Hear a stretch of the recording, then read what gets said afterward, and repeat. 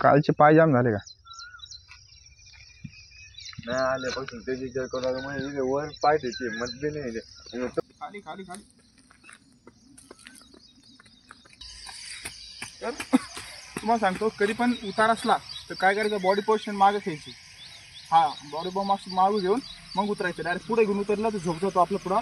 ही गोष्ट नक्की लक्षात ठेवा.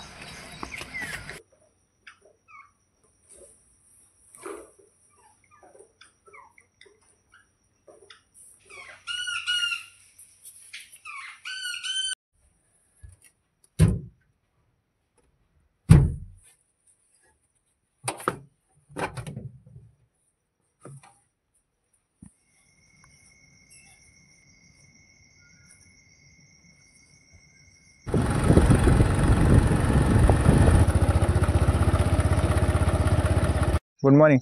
आज आपला 365 दिवस चॅलेंजचा 189वा दिवस आहे. तर चला आज आलो आपण ह्याच ग्राउंडवर. काल जे आलो त्याच सेम आलो. कधी आला रे? तर आपल्या आधी आला तो. तर चला काल आपण काय केलं लेग फ्री केली ते पूर्ण लेग जाम झाले आज. तर पूर्ण त्याचं आता काय करायचं, पण सुट्टी नाही मारी त्या दुसऱ्या दिवशी. लोक काय करते, मुलं पोरं ज्या दिवशी लेग वर्कआउट केला, ज्यावेळेस दुसरा हार्ड वर्कआउट केला त्या दिवशी पूर्ण पाय जाम होते आणि त्या दिवशी सुट्टी मारून टाकते. सुट्टी मारली अजून लॉक होते पाय तुमचे. ही गोष्ट नक्की लक्षात ठेवा. कधी पण कधी पाय लॉक झाले किंवा काप्स मारले, स्क्वॉट मारले तर त्या दुसऱ्या दिवशी सुट्टी नाही मारायची, अजून वर्कआउट करायचा. वर्कआउट केला तर लेग फ्री होऊन जाते परत. नाही तर तुम्ही जर सुट्टी मारली अजून जाम होऊन जाते तुमचे पाय. तर ही गोष्ट नक्की लक्षात ठेवा. कधी पण हे झालं सुट्टी मारायची नाही, कंटिन्यू यायचं, ते रिकवर होऊन जातं. तर चला आज आलो, आता वॉर्मअपची तयारी करू. चला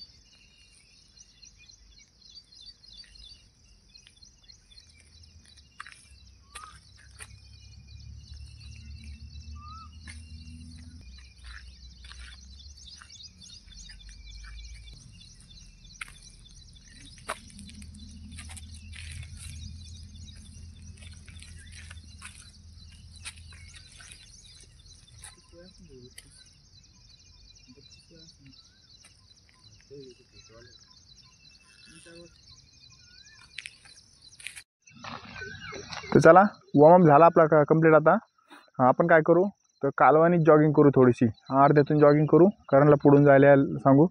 तर कसं आहे, डायरेक्ट नाही केली ना थोडंसं वेगळंच वाटतं. त्याच्यामुळे कसं जॉगिंग थोडीफार तरी करायची, जास्त नाही, फक्त एक लेग फ्री होण्यासाठी. एकदा जर ते सिस्टमच झालेलं आहे, एकदा रनिंग केली ना ते माइंडमध्ये बसतं. नाही तर विदाऊट रनिंगचा वर्कआउट केला ना ते वर्कआउट केल्यावानीच वाटत नाही. हे मेन फंड आहे. त्याच्यामुळे काय करू, एकदम इथून जाऊन कालवानी 100-200 मीटर एकदम नॉर्मल जॉगिंग करू आणि वापस येऊ लेग फ्री होण्यासाठी. आणि त्याच्यानंतर आजचा वर्कआउट काय आहे ते बघू. तर चला. कालचे पाय जाम झाले का?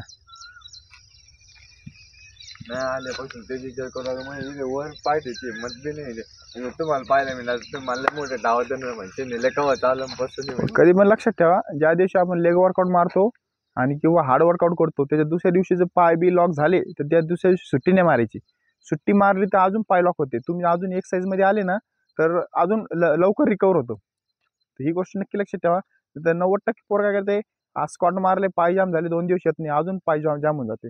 आणि त्या दिवशी दुसऱ्या दिवशी आले परत वर्कआउट केला तर मग ते परत फ्री होऊन जाते पाय.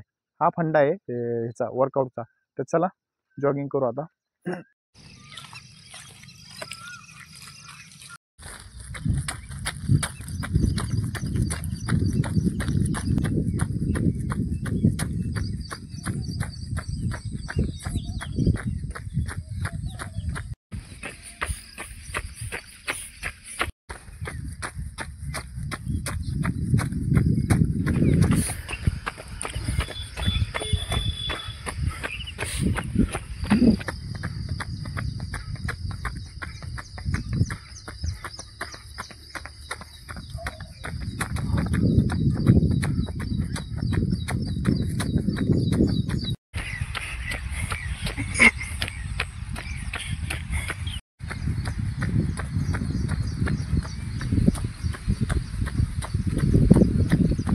मारत कर ना.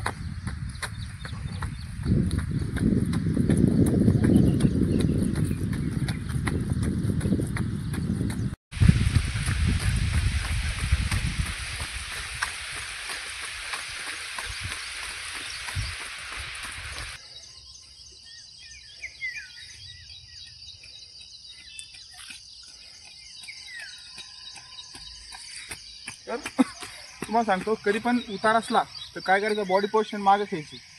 हा बॉडी मागू घेऊन मग उतरायचं. डायरेक्ट पुढे घेऊन उतरलं तर झोप जातो आपलं पुढं. ही गोष्ट नक्की लक्षात ठेवा.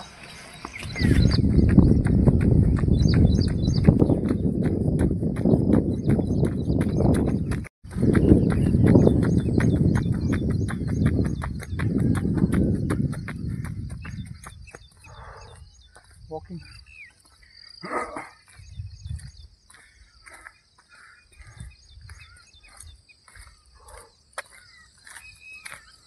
आलं शेवटी माग.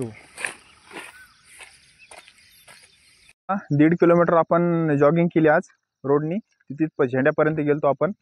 तर आजचा वर्कआउट काय करणार नाही, कारण काल आपण मारले लेग फ्री केले, स्कॉट टाईप लेग फ्री केले. त्याच्याने काय झालं, पुढे पाय जाम झालेले, मांड्या मागचं ग्लूट्स आणि मांडी पूर्ण जाम झालेली. तर आज काय करू, एक रेग्युलर मधले वर्कआउट करू. आज आपण आपलं रेग्युलर काय स्किपिंग, डिप्स, ॲप्स हेच वर्कआउट करू. कारण की दुसरा वर्कआउट केला ना तर पाय खुलणार पण नाही आणि हे पण होणार, जागा पण नाही. लॅडर मारला असतं पण लॅडरला पण जागा नाही, सरफेस लागतो कडक. आपलं इथं रोड आहे सगळा, तर मातीवाणी असलं मारला असतं आपण. तर चला आता काय करू, रेग्युलर मधले आपले स्किपिंग पहिले मारू, नंतर डिप्स मारू, नंतर ॲप्स मारू. ॲपचे थोडेसे वेगळे सेट मारू. तर चला चले.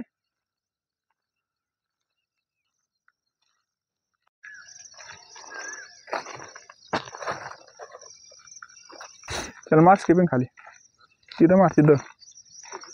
मग दुसरा वर्कआउट करतो ना. चल मार. तर चला स्किपिंग चालू करू आता.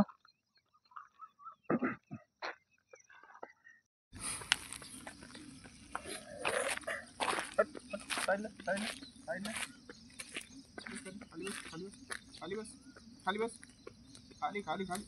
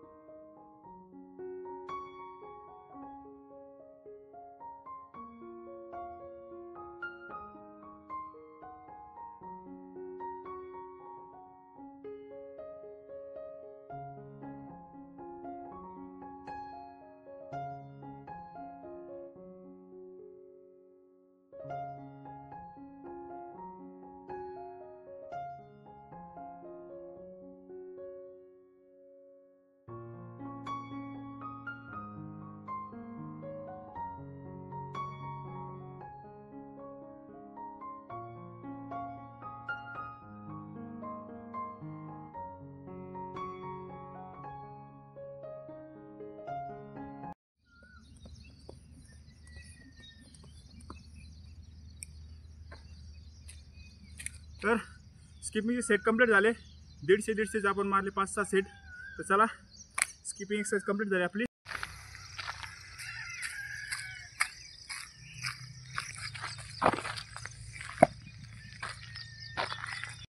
अब स्किपिंग एक्सरसाइज कंप्लीट झाली. आता शोल्डर एक्सरसाइज करू आपण. जे भरतीला गोळ्याला कामाला येते.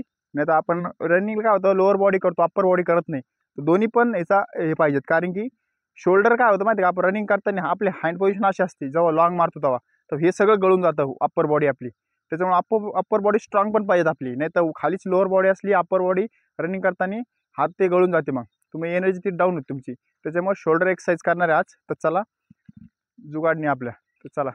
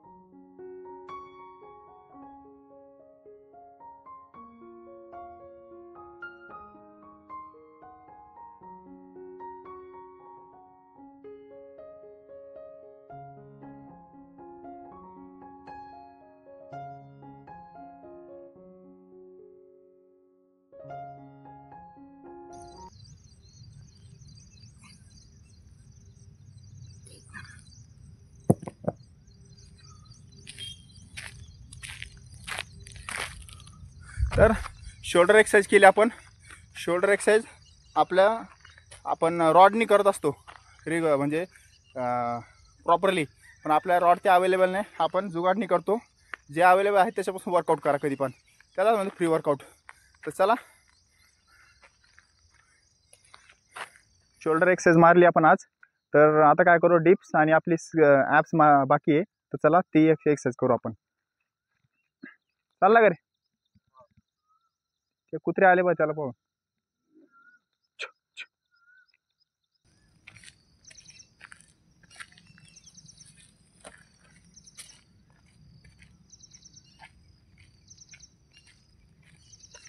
झाडू आण रे. येताना झाडू आणू होतं खराला काही खराब असलेलं ते साफ करू एवढं आपण कुठं.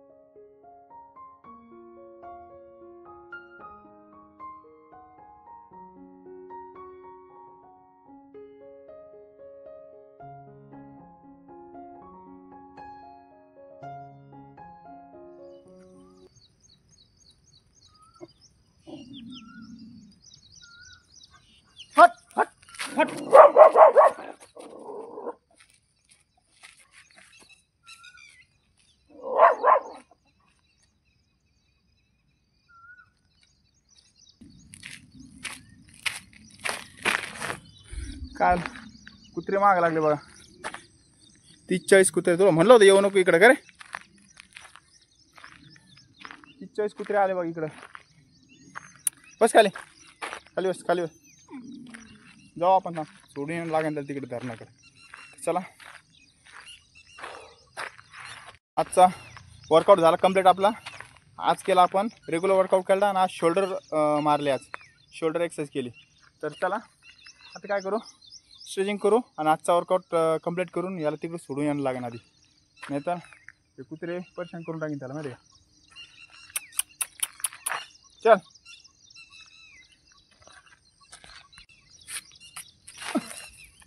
चल जाऊ आपण. थांब इकडे.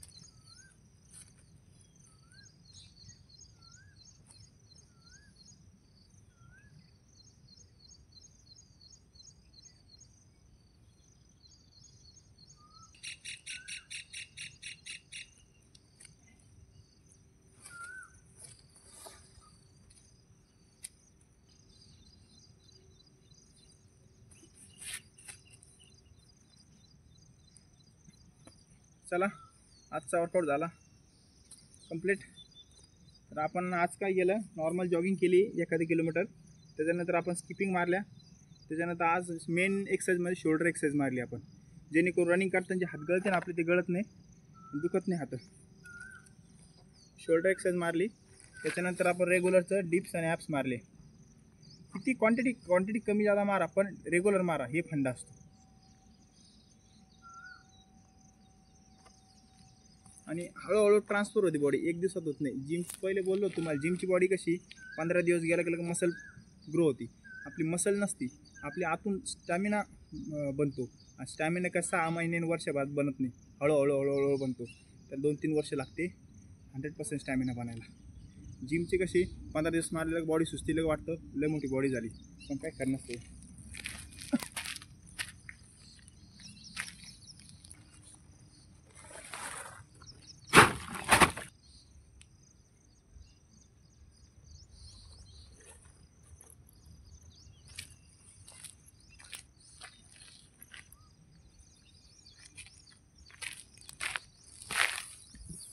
तर आजचा वर्कआउट झाला कंप्लीट. चला भेटू नेक्स्ट व्हिडिओला. बाय. धरणाकडे घेऊन जाऊ आणि त्याला तिकडं सोडून देऊ. आपल्या मागे येईन ते. चला चल.